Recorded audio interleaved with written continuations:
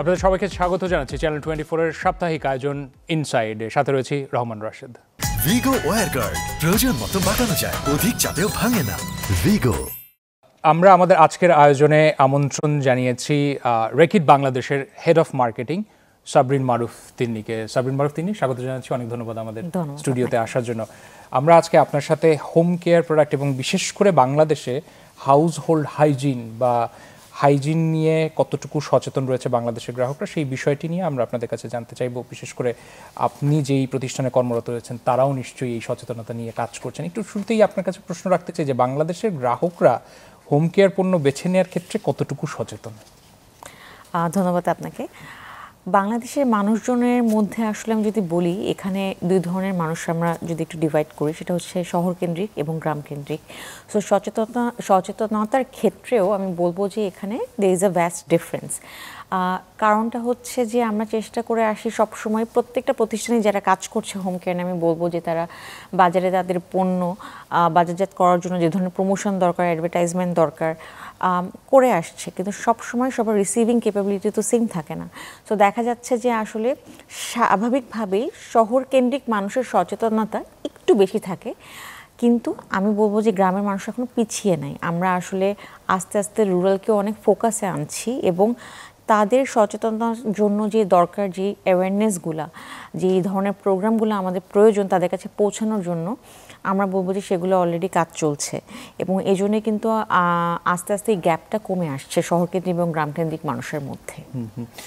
Home care বা হাইজিনের কথা যখন আমরা বলি, তখন খুব স্বাভাবিকভাবে আপনি যে বিষয়টা বললেন যে শহরকেন্দ্রিক এবং গ্রামকেন্দ্রিক গ্রাহকদের একটা আলাদা করে প্রোফাইলিং আপনারা করেন, এই চিত্রটা আপনারা কতটুকু এখন পর্যন্ত এই চ্যালেঞ্জগুলো মোকাবেলা করেছেন? বিশেষ করে যখন কথা হয় যে বাংলাদেশে বা এই এশিয়ার সাবকন্টিনেন্টে এই সচেতনতা নিয়ে যথেষ্ট কাজ করার সুযোগ দেখেন আপনার। আমি যদি প্রথমে একটু গ্রামকেন্দ্রিক কাজগুলো থেকে আমি শুরু করতে চাই, সেক্ষেত্রে আমি বলবো যে গ্রামে আসলে আমরা প্রথমত বেছে নিয়েছি শিশুদেরকে, বাচ্চাদেরকে, কারণ আসলে ছোটোবেলা থেকে যে অভ্যাসগুলো আমরা গড়ে তুলি, বড় হয়ে দেখা যায় যে সেই অভ্যাসগুলো আমরা মেনে চলি। তো সেক্ষেত্রে আমাদের স্কুল কেন্দ্রিক কিছু প্রোগ্রাম রয়েছে ক্লাস 1 থেকে 5 পর্যন্ত। তাদের প্রাথমিক শিক্ষার পাশাপাশি এটাকেও আমরা একটা প্রাথমিক শিক্ষার অন্তরে নিয়ে চলে এসেছি যে হাইজিন শিক্ষাটা খুব বেশি জরুরি, যেন বাচ্চারা বুঝে যে কেন আমার জন্য স্যানিটেশন প্রয়োজন, কেন পরিষ্কার পরিচ্ছন্নতা আমার জীবনে একটা খুব বড় একটা বিষয়, যেটাকে আমার সামনে নিয়ে আমাকে এগিয়ে চলতে হবে। তো এই একটা প্রোগ্রামের কথা আপনাকে বললাম, যেটা আমরা ইতিমধ্যে কাজ শুরু করেছি এবং আমাদের অলরেডি এই প্রোগ্রামটা চালু হয়ে গিয়েছে।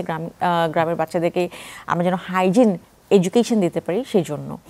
এবং যদি শহরকেন্দ্রিক বলি, সেক্ষেত্রে আসলে আমরা চেষ্টা করছি বিভিন্ন এনজিওর মাধ্যমে পার্টনারশিপ করে স্যানিটেশন কর্মী হতে পারে, তাদের বাচ্চারা হতে পারে, তাদের মধ্যে কীভাবে সচেতনতা আমরা বাড়িয়ে তুলব। এটা আসলে চেষ্টা করি প্রত্যেক বছরই কিছু নতুন জিনিস নিয়ে আসার। আস্তে আস্তে তো আসলে লক্ষ্য এটাই যে বাংলাদেশে যদি আমি বলে থাকি 17 থেকে 18 কোটি মানুষ, সবাই যেন এটার মধ্যে ওই অন্তরে চলে আসে যে এই হাইজিন শিক্ষাটা থেকে যে কেউ যেন পিছিয়ে না থাকে। 19 নভেম্বর যেমন ওয়ার্ল্ড টয়লেট দিবস পালিত হয়েছে ইতিমধ্যে, নিশ্চয়ই আপনারা সেই সংক্রান্ত সচেতনতা বৃদ্ধি নিয়ে বা আলাদা করে এটা নিয়ে নিশ্চয়ই আয়োজন রেখেছেন। কীরকম আয়োজন ছিল সেটা? আমরা এবার চেষ্টা করেছি যে কিছু গভর্নমেন্ট বডিজ এবং নন গভর্নমেন্ট বডিজ, এনজিওস সবাইকে একসাথে নিয়ে এসে একটা বিষয় নিয়ে, যেটা হচ্ছে হাইজিন, যেটা হচ্ছে স্যানিটেশন, এই ব্যাপারে আমাদের কি প্রগ্রেসিভ চিন্তা আমরা করতে পারি, সামনের লক্ষ্যে এগিয়ে যাওয়ার জন্য আমরা এমন কি পদক্ষেপ নিতে পারি যেটা কিনা আমার বাংলাদেশের মানুষের জন্য উপকার হবে তাদের জন্য। এবং এই যে স্যানিটেশন বিষয়ক যে সচেতনতা নিয়ে কথা বলছি, সেই শিক্ষাগুলো আমরা কীভাবে তাদের মধ্যে পৌঁছে দিতে পারি, বাচ্চা হোক বা যে সুবিধা বঞ্চিত মানুষ আছে তাদের মধ্যে হোক। তো এইটা নিয়ে আসলে আমরা অনেক ডিসকাশন করেছি। এখানে আমাদের কিছু প্যানেল ডিসকাশন ছিল, এই টপিকগুলো নিয়ে আমরা কথা বলে আমরা সামনের কিছু পদক্ষেপ আসলে হাতে নিয়েছি, যেটা আমরা বাস্তবায়িত করব আগামী বছরগুলোতে। হোম ক্লিনিং বা হোম হাইজিনের কথা বলি, যেমন টয়লেট ক্লিনার, এই প্রোডাক্টটা তো কিনতে যাবে হচ্ছে সাধারণত বাচ্চার অভিভাবকরা, তাদের সচেতনতার চিত্রটা কেমন? তারা আমার প্রোডাক্ট কিনে না, কিন্তু তারা আমার এন্ড ইউজার হবে একটা সময় গিয়ে। তো তাদের মধ্যে যদি এই শিক্ষাটা আমরা এখন থেকে ছোটোবেলা থেকে দিই, পরবর্তীতে গিয়ে ডেফিনেটলি এটা তাদের জন্য হেল্পফুল হবে।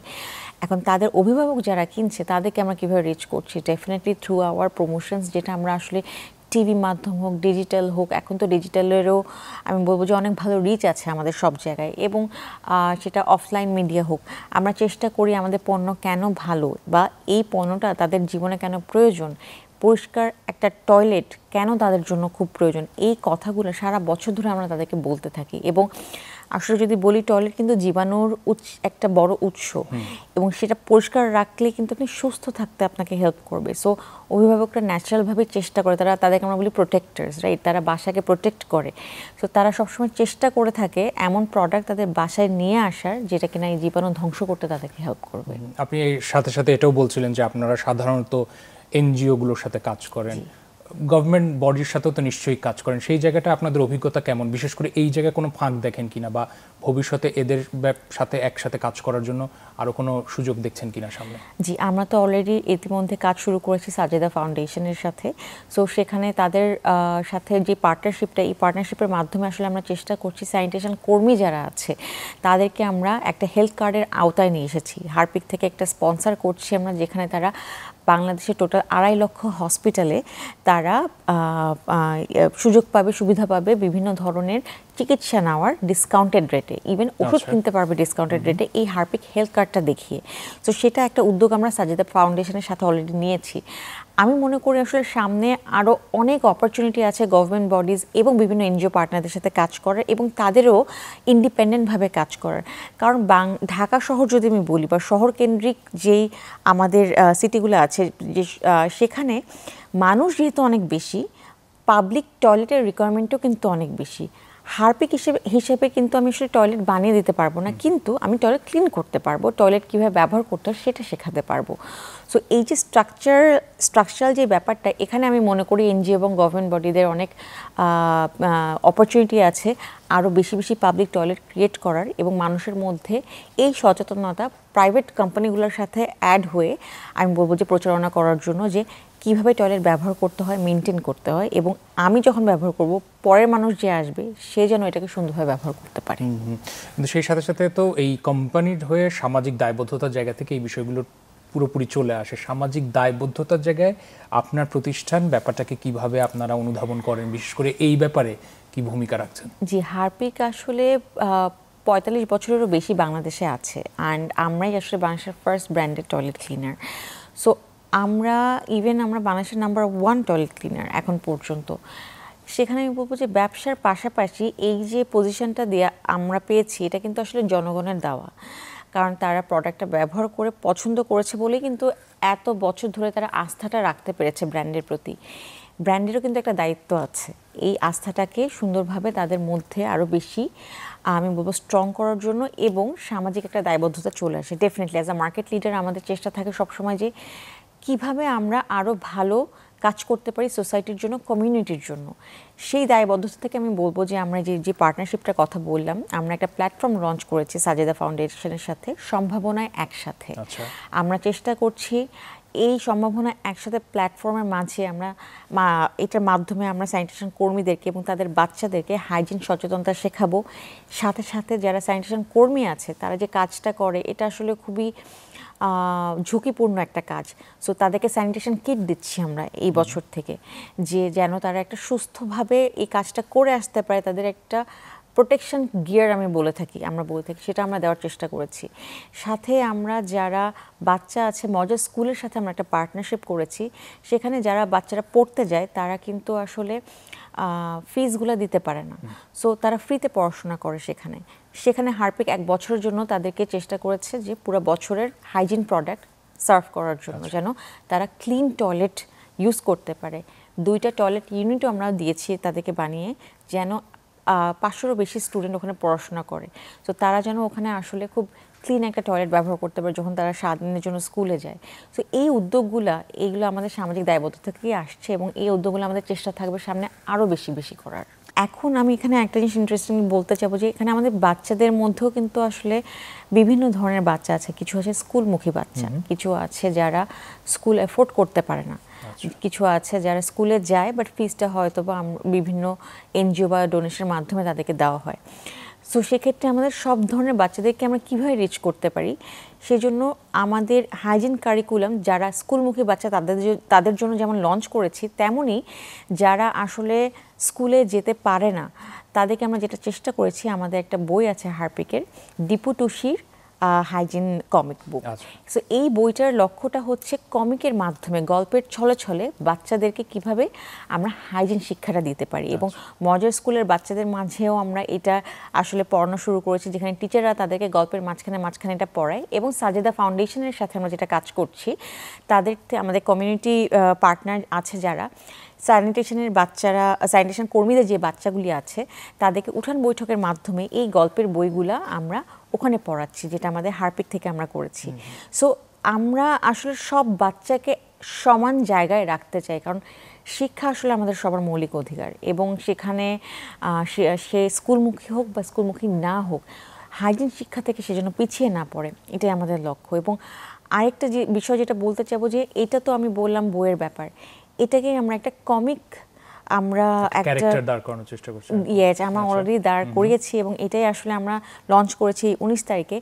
এই অ্যানিমেশন বলছি আমরা এটাকে, কার্টুন ক্যারেক্টার। আমরা মিনা কার্টুন দেখতাম ছোটবেলায় যখন, ওটার মাধ্যমে আসলে পুরো বাংলাদেশে আমি বলবো যে আমরা অনেক সবাই সকল স্তরের বাচ্চারা আমরা অনেক কিছু শিখেছি ওখান থেকে। তেমনই কিন্তু আমাদের হাইজিন কমিক যেটা আমরা অ্যানিমেশন লঞ্চ করেছি, বাংলাদেশের যে কোনো প্রান্ত থেকে আপনি কিন্তু আসলে আপনার বাচ্চাকে এই কমিকটা দেখাতে পারবেন। এখানে খুব সুন্দর সাবলীলভাবে শিক্ষাগুলো দেওয়া হয়েছে এবং কোনো বোরিংভাবে না। বাচ্চারা সাধারণত একটু ইন্টারেস্টিং ওয়েতে শিখতে চায়, সেই অপশনটাও আমরা আসলে রেখেছি, যে বইয়ের মাধ্যমেও হোক, কমিকের মাধ্যমে হোক, হাইজিন সচেতনতা থেকে যেন বাচ্চারা পিছিয়ে না থাকে। চমৎকার। বিশ্ব পরিস্থিতি যদি বিবেচনা করি বা আমাদের দেশের অর্থনীতির সাম্প্রতিক যে চিত্র, আপনারা কি চ্যালেঞ্জ ফেস করছেন? আসলে যেটা বলবো, আনস্টেবিলিটি তো এটা বেশ কয়েক বছর ধরে আমি বলবো যে চলছে, এবং এটা বিভিন্নভাবে একটা দেশকে ইম্প্যাক্ট করে, বাচ্চাদেরকেও ইম্প্যাক্ট করে। এই চ্যালেঞ্জটা থাকবেই, কিন্তু আমরা মনে করি আসলে এই চ্যালেঞ্জের মাধ্যমে আপনাকে চ্যালেঞ্জ উতরিয়ে আপনাকে সামনে যেতে হবে। সো সামাজিক দায়বদ্ধতা বলেন, ব্যবসার দিক থেকে বলেন, সব দিক থেকেই চিন্তা করে যেটা হয়, ব্যবসার মতো চলবে, কিন্তু যে সামাজিক কাজগুলো থাকে, যে শিক্ষামূলক বিষয়গুলো থাকে, এটা থেকে আপনি পিছিয়ে থাকতে পারবেন না।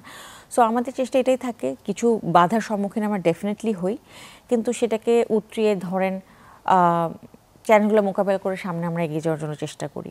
যেটা বললাম যে অফলাইন ভার্সনটাও কিন্তু এখন এমন একটা ভার্সন যে আজকে স্কুলে যেতে পারছেন না, কোনো সমস্যা হলো, আচ্ছা ওই শিক্ষার ক্লাসটা আমাদের যে হাইজিন কারিকুলাম, বা আমরা যদি বলে থাকি যে হাইপিকের দীপু টুসির কাহিনীটা আমরা পড়াতে পারছি না কোথাও, অপশান কিন্তু আছে, আপনি বাসায় বসেও কিন্তু ইউটিউবে আসলে এই কমিক সিরিজটা আপনার বাচ্চাকে দেখাতে পারছেন, এবং খুব ইন্টারেস্টিং ওয়েতে। সো এভাবে করে আমি বলবো যে যখনই আসে চ্যালেঞ্জ তখনই আসে ইনোভেশন। সো ইনোভেটিভ ওয়েতে কীভাবে আসলে আমরা বাজারে আমাদের পণ্যগুলোও দিতে পারি, সাথে সাথে এই শিক্ষা ব্যবস্থাগুলো আমরা চালিয়ে দিতে পারি। চ্যালেঞ্জের সাথে সাথে সময়ের যে চ্যালেঞ্জ বলছিলেন, সেটার সাথে ইনোভেশনের কথা চলে আসছে। হোম কেয়ার যদি প্রোডাক্ট ক্যাটাগরি ধরি, সেই ক্যাটাগরির ভবিষ্যৎ কি দেখেন? আসলে আমি বলবো যে আমরা অনেকটাই বিশ্বের সাথে তাল মিলিয়ে এগিয়ে চলছি। আমরা হারপিক যদি বলে থাকি, it's a global brand. So আমাদের ইনোভেশন একদম সবসময় আমাদের টপ প্রায়োরিটি থাকে, কারণ আমাদের মানুষ যারা আমাদের উপর এত বছর ধরে আস্থা রাখছে, তারা যেন ভালো প্রোডাক্ট ব্যবহার করতে পারে। এবং ভালো প্রোডাক্ট বলতে আমরা কি বুঝাই? ভালো প্রোডাক্ট বলতে শুধুমাত্র যে পরিষ্কার হচ্ছে, লেটস এ টয়লেট ক্লিনের কথা বলি, বা আপনি হোম কেয়ারের জন্য যে কথাটাই বলেন না কেন, পরিষ্কার পরিচ্ছন্নতা একটা সব থেকে বড় রিকোয়ারমেন্ট থাকে, যে আমি টয়লেট ক্লিন করব, আমি প্রোডাক্টটা যেটা ব্যবহার করছি এটা কি আমাকে এনাফ ক্লিনিং দিচ্ছে, সেটা আমার ফার্স্ট রিকোয়ারমেন্ট। সেটার জন্য আপনার কি দরকার? একটা খুবই ফ্যান্টাস্টিক এবং ইনোভেটিভ একটা সলিউশন দরকার, যে আপনার কাজ কমিয়ে দিবে, আপনাকে তাড়াতাড়ি সলিউশন দেবে। এই ইনোভেশনের জন্য কিন্তু আমরা এই বছর হারপিক থেকে একটা 5 মিনিটসের সলিউশন নিয়ে এসেছি। সেটা হচ্ছে, আগে সাধারণত সবসময় বলা হয় যে 20 মিনিট ধরে দিয়ে রাখতে হবে হারপিক, এরপর আপনি গিয়ে ক্লিন করতে পারবেন, বা এনি টয়লেট ক্লিনার এক একজনের এক একটা ইনস্ট্রাকশন থাকে। ওই 20 মিনিট থেকে সময় কেটে কিন্তু এখন এটা 5 মিনিট হয়ে গেছে। তার মানে আপনার টয়লেট ক্লিন করতে এখন আসলে দরকার অনলি 5 মিনিটের সলিউশন। 5 মিনিট হারপিক রাখলে এরপরে ক্লিন করলে আপনি আপনার একটা ডিজায়ার্ড ক্লিন টয়লেট পাবেন। সো এই যে বললাম যে ইনোভেশন কেন ইম্পর্টেন্ট, আমার মানুষের আসলে জীবনের সময় খুব ইম্পর্টেন্ট। সময় একটা টয়লেট ক্লিনের কাজে যেন তার খুব বেশি ব্যস্ততা বা খুব বেশি ব্যয় না করতে হয়, সেদিক থেকে চিন্তা করে কিন্তু আমরা এই ইনোভেটিভ সলিউশন নিয়ে এসেছি যে 5 মিনিটসে আপনি 5 মিনিটস অ্যাকশন বলছি আমরা এটাকে। So this is how we think of the future as well, যে আরও কি কি নিড আছে কনজিউমারদের যেগুলো আমরা ফুলফিল করতে পারি in future through our innovative ways. যদি একটা বড় ইনোভেশনের জায়গায় ধরে থাকে, আমি ঠিক এক কথায় উত্তরগুলো চেষ্টা করছি আপনার কাছ থেকে নিতে। সবচেয়ে বড় যদি একটা চ্যালেঞ্জের কথা বলি, আপনারা কি চ্যালেঞ্জ ফেস করছেন? জনগণের মাঝখানে সবাইকে এই সচেতনতা দেওয়াটা যে টয়লেট ক্লিনিং একটা প্রাইমারি নিড, একটা ভালো প্রোডাক্ট ইউজ করা is a need for your health. Policy maker যারা বা আসছে, যে নির্বাচনের কথা হচ্ছে, তারপরে নতুন একটা নির্বাচিত সরকার আসবে, তাদের কাছে আপনাদের কোনো বক্তব্য বা প্রত্যাশা রয়েছে কিনা? আমি যেটা আগেও বলেছি, আসলে আমি নেগেটিভভাবে বলবো না, পজিটিভভাবে বলবো যে আমাদের অপরচুনিটি অনেক আছে। যেখানে গ্যাপ আপনি দুভাবে দেখতে পারেন, ইটস অল অ্যাবাউট পার্সপেক্টিভ। আমার পার্সপেক্টিভ থেকে হচ্ছে, যেহেতু আমার এখানে মানুষ অনেক বেশি, ঢাকা শহরে বা লেটস আমার মেট্রো সিটিগুলোতে, আমি যদি আমার সিটির মানুষগুলোকে চিন্তা করে থাকি, তাদের জন্য কীভাবে বেশি স্ট্রাকচার আমরা প্রিপেয়ার করতে পারি, ইনফ্রাস্ট্রাকচার, টয়লেট আরও কীভাবে বাড়ানো যায়, পাবলিক টয়লেট মানুষকে কীভাবে শেখানো যায়, এই পদক্ষেপগুলো যদি আমরা নিতে পারি, আমার মনে হয় আমরা অনেকটা এই যে পরিষ্কার পরিচ্ছন্নতার যে গ্যাপটা আমরা দেখে থাকি, হাইজিনের যে গ্যাপটা, ওইটা অনেকটা আমি বলবো কমে আসবে। আর কাস্টমার বা সাধারণের জন্য কোনো বার্তা যদি দিতে চান, তাহলে? সাধারণ বা জনগণের জন্য বার্তা এটাই হবে যে আসলে আমরা অনেক ক্ষেত্রে চিন্তা করে থাকি এটা আমার হয়তো বা দরকার নাই, বা আমার এই সলিউশনটা কি প্রয়োজন আছে কিনা। আমি বলবো যে সবার আগে চিন্তা করতে হবে নিজের সুস্থতা, এবং আমার চিন্তা করতে হবে আমার আশেপাশে যারা আছে তারা কি সুস্থ একটা পরিবেশ এবং জীবন পাচ্ছে কিনা। সেইভাবে চিন্তা করে আপনারা সবসময় প্রোডাক্ট চুজ করবেন। দিস ইজ মাই মেসেজ বা বার্তা, যেটার কথা বলছিলাম। জি, আপনাদের জন্য অনেক শুভকামনা এবং অনেক ধন্যবাদ আপনার মূল্যবান সময়ের জন্য। Thank you so much. কথা বলে ভালো লাগলো। সাবরিন মারুফ তিনি আমাদের সাথে কথা বলছিলেন, তিনি রেকিট বাংলাদেশের হেড অফ মার্কেটিং। আজকের মতো ইনসাইডের আয়োজন শেষ করছি। সাথে থাকার জন্য সবাইকে ধন্যবাদ। দেখা হবে আবার।